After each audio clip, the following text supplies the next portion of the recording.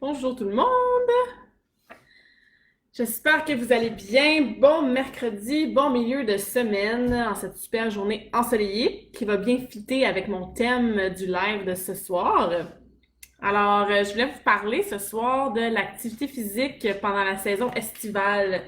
Donc, la place de l'activité physique, de l'entraînement ou de peu importe le sport ou ce que vous faites pour rester en bonne forme physique. C'est quoi sa place quand il commence à faire beau et chaud dehors et que peut-être que notre motivation à s'entraîner diminue un petit peu. Donc, pourquoi je voulais vous parler de ça aussi? Parce que je le vis avec mes clients et je l'observe aussi souvent, surtout que moi je m'entraîne beaucoup dans les gyms. Une fois que le beau temps arrive, il commence à avoir de moins en moins de monde dans les gyms parce qu'on est moins motivé à aller s'entraîner à l'intérieur. C'est plus difficile de garder la motivation pour aller au gym versus aller prendre peut-être un petit drink sur une terrasse. Donc, l'entraînement en salle aussi continue à diminuer un petit peu là, plus il fait beau. J'ai des entraîneurs, collègues ou des gens qui sont dans mon domaine que je vois aussi qui commencent à avoir plus de cancellations, tu sais, le vendredi soir ou le jeudi après-midi quand il fait super beau. Donc, bref, c'est quelque chose qui s'observe assez clairement, là, que, bon, on est peut-être un petit peu moins motivé à aller au gym quand il commence à faire beau dehors. Allô, Josie. Allô, Jean-Christophe.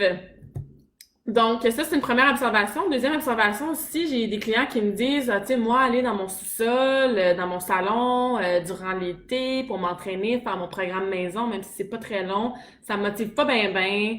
Ou d'aller faire un cours de groupe aussi à l'intérieur, ça me motive pas bien bien parce qu'il fait super beau dehors. Puis l'été au Québec est pas très long, donc je veux en profiter, je veux pas perdre les belles journées. Donc, encore une fois, là, on ressent une petite baisse de motivation. Puis en fait, ce qui arrive, c'est qu'ils gardent pas la constance.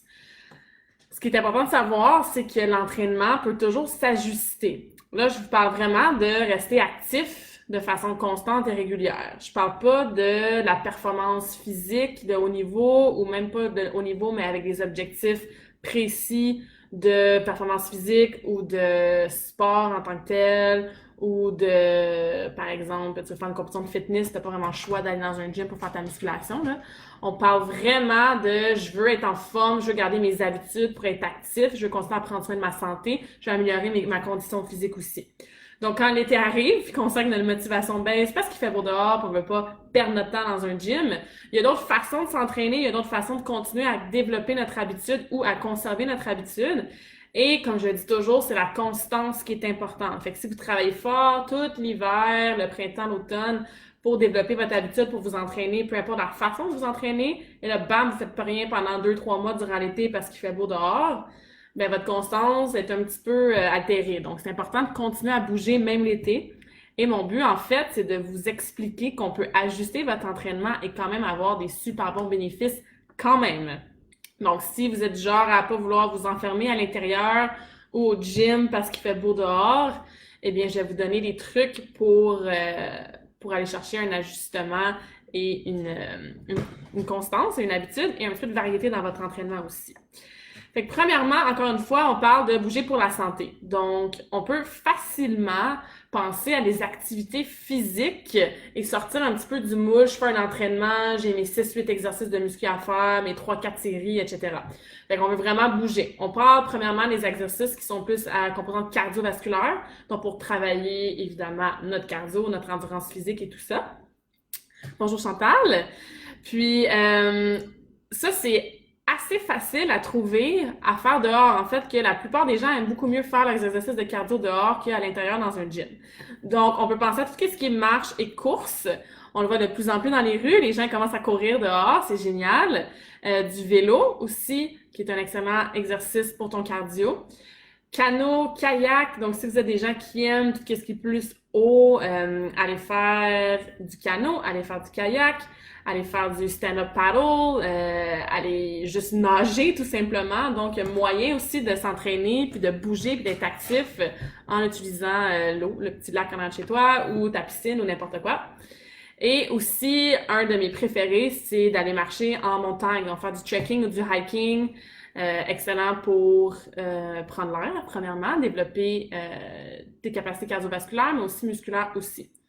Donc, au lieu de se dire je suis obligée d'aller sur un tapis roulant à l'intérieur du gym ou à faire mes exercices de jumping jack et de pliométrie dans mon salon, il fait beau dehors, tu vas aller prendre l'air, tu veux t'entraîner, tu veux développer ton cardio, course, vélo, canot, kayak, entraînement en piscine, aller faire du trekking, il y a plein de super belles montagnes et randonnées au Québec, des trucs pour les débutants, des trucs pour les intermédiaires, des randonnées qui sont plus avancées aussi.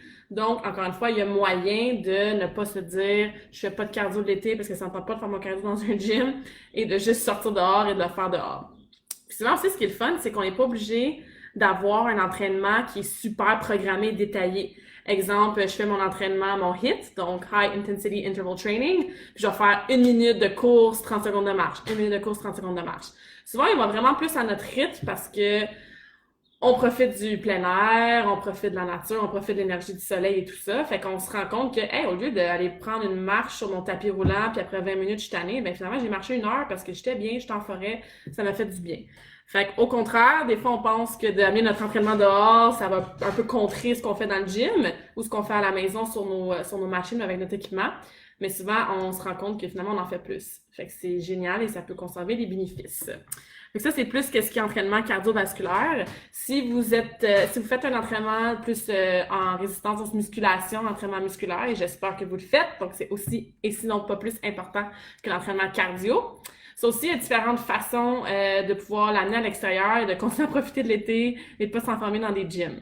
Encore une fois, je répète, c'était des objectifs précis de soit perte de poids, perte de poids, c'est pas obligé d'aller au gym, là, mais mettons un gain de masse ou de force ou de performance physique. C'est sûr que, bon, si t'es un patineur, ben, t'auras pas le choix d'aller t'enfermer dans un aréna.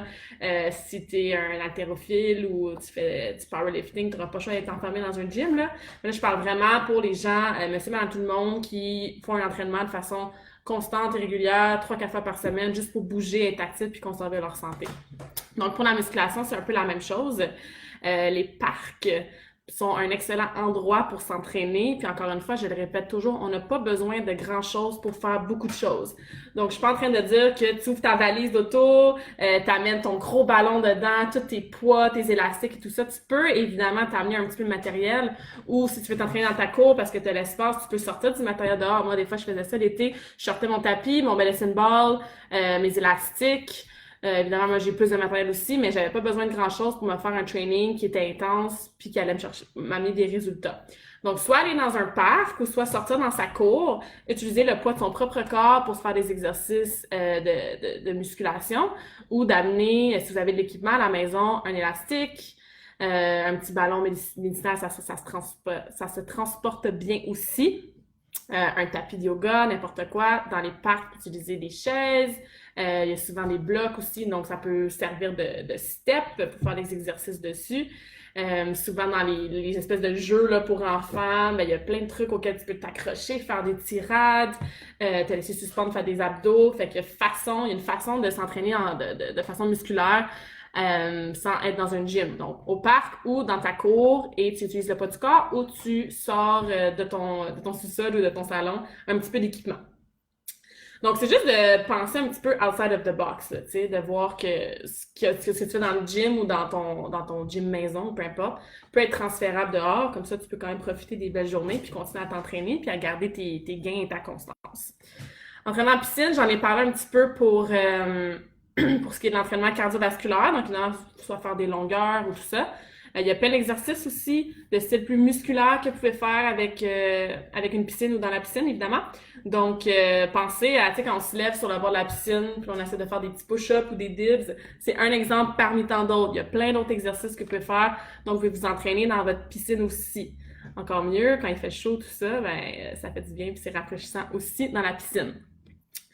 Donc ça fait le tour. Évidemment, je parle plus en général, mais c'est juste pour vous montrer encore une fois que c'est pas parce que c'est l'été, je me répète là, mais c'est pas parce que c'est l'été qu'il fait beau dehors que là vous vous sentez obligé. Ben gars, moi je m'entraînerai pas cet été parce que j'ai pas envie de m'enfermer dans un gym ou chez moi. J'ai pas la motivation non plus d'aller m'enfermer dans mon sous-sol parce qu'il fait noir puis il fait beau dehors, puis je suis en train de gâcher une belle journée. Encore une fois, le but, c'est la constance. Si tu veux continuer à t'entraîner, à garder tes bonnes habitudes tout au long de l'année, là, que ce soit l'hiver, l'été, le printemps, l'automne, c'est comme ça que tu as des bénéfices sur le long terme puis que tu atteins tes résultats. Donc, il y a une façon, encore une fois, d'amener son entraînement dehors et juste de l'ajuster selon ce à quoi tu as accès, tes objectifs, ton profil, évidemment, et tout ça. Une autre chose que très pratique comme équipement d'entraînement musculaire d'en avoir chez soi. Oui, absolument. Moi, je suis la première à être au gym 5-6 fois par semaine. Mais souvent, c'est ça, j'ai mon petit stock là, pour mes athlètes dans ma valise. Puis des fois, je vais pas au gym, je sors mes affaires dans ma cour. Puis encore une fois, ça n'a pas besoin d'être une dépense de 1000 $. Un ballon, un élastique, un tapis. Puis même, j'ai vu l'autre jour 2 poids libres de 10 livres pour 10 $ là, aux winners. Donc, encore une fois, on s'imagine qu'on a besoin d'être équipé avec les machines de fou à la maison, là, qui coûtent un bras et une jambe. Ça n'a pas besoin d'être super fancy et vous n'avez pas besoin d'avoir beaucoup de choses pour pouvoir faire beaucoup d'exercices.